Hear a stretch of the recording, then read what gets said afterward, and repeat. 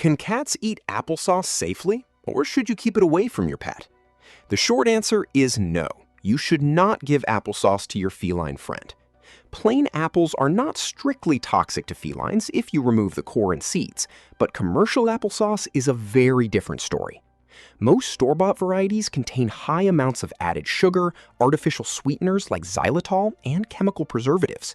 Sugar can lead to obesity and dental issues, while xylitol is extremely dangerous and can cause severe liver damage or a rapid drop in blood sugar.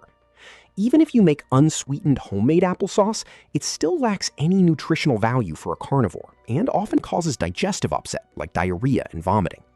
Additionally, apple stems, leaves, and seeds contain cyanide, which is highly toxic to animals. If you are wondering if it is safe for cats to consume apple puree, the risk far outweighs any potential benefit.